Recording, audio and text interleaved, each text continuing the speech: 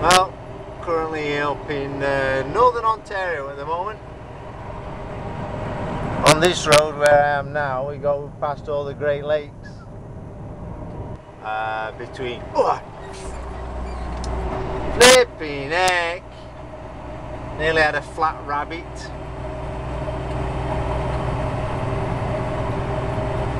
And this road normally during the winter time we're not allowed to come along because very dangerous road with the lakes being close by. The roads ice up so easy and the weather's really bad and everything, and it closes down loads of times. So we're not allowed to come along this particular road. We normally have to go on another road a little bit further up away from the lakes. The downside of this road is it's a slow road. It's a country road for about 18 hours it takes. You're on a road like this basically. It's full of all campgrounds and everything along here. This is where a lot of people come up for vacation and go camping with their RVs and everything.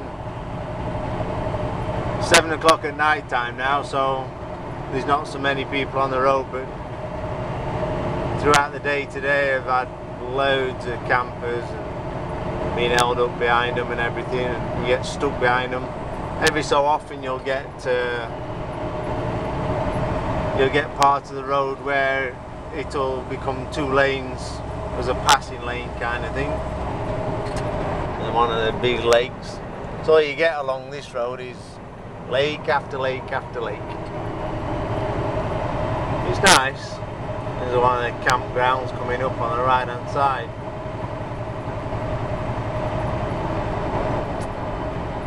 You got all the beach and everything there,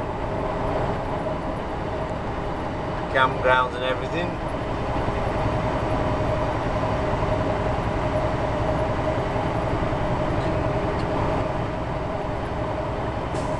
It's nice living up in these kind of places, but you're miles from the nearest like major supermarket. In fact, not just miles, you're hours away from a supermarket. You're just stuck with your local shops and that's it. There's nothing else around. Winters are really bad up here, and it's nice to look at once a year. Come through here once a year or something like that, but won't want to do it all the time. Won't want to live here all the time. No way. Middle of nowhere, nothing to do other than stare at the scenery. And that's alright when you're doing vacation, you've gone camping or something like that, but day in and day out, throughout all year, every year, no. Some people are used to that though. Must be building a motel or something there. Yeah, hotel resort. Must admit, coming along this road, it's the first time I've been along since last summertime, something like that. There is part of the journey along here where they have built and they are building 4-lane highways, but that's going to take, some of it's open now, which I was quite surprised at, but a lot of it's still being built and it's going to take years before they actually get across here. Because it's about, I think it was 1,800 miles, something like that, of just road like this going across Northern Ontario. I went out on Tuesday and I normally, these past few times I've gone out, I've been going straight down to Texas. Well, this time it was a bit of a shocker. They give me a load to go into Quebec, Frenchville. Oh, lovely.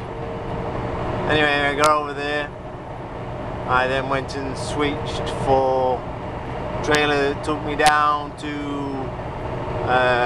Ohio, in Streetsboro.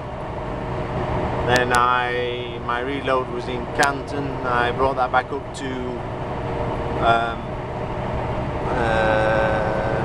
Toronto yesterday, dropped that to the customer, and then I had to pick up at early hours this morning. Should have been midnight last night. It was 3 o'clock this morning before I got this trailer, before it was loaded and ready to go. So nice break up of sleep. Not. Now I'm on my way to Winnipeg. Sunny Winnipeg. Well, might be sunny this time of year, but I friggin' hate it in the winter time. But yeah, you have to get the rough with the smooth, I suppose. That's how these runs go.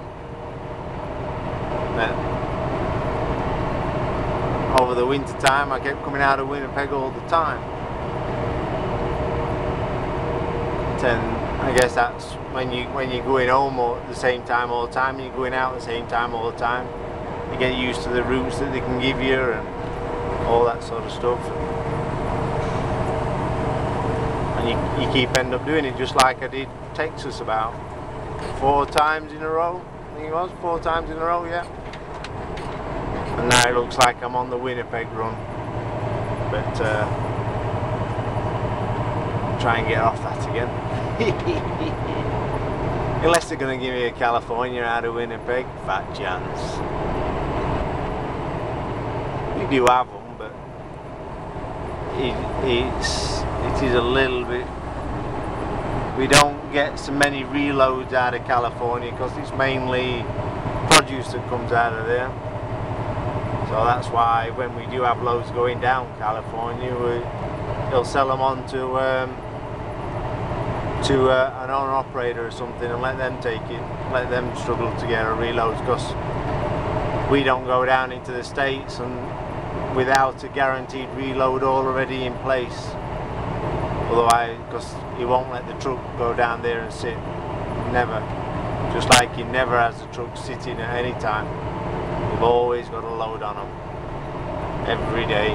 You might have to wait an hour or so.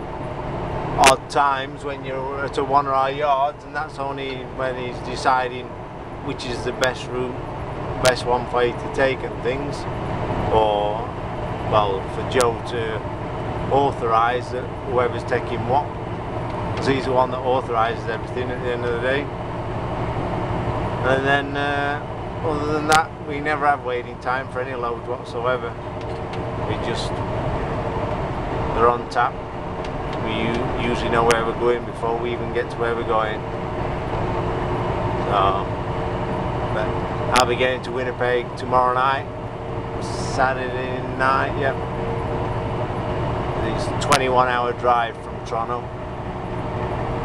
And then where I'm going from there, I'm not sure, but I'm sure I'll find that out tomorrow at some point in time on my route, or if not, it'll be Sunday morning before I find out, because Joe goes home early on the weekends. He works 7 days a week, but on the weekends he only comes in for like 6 hours instead of 12 and 13 hours. He's a workaholic, that man. Anyway, don't want to bore you too much, so I'll leave you to it for this time being, and speak to you again. Bye for now.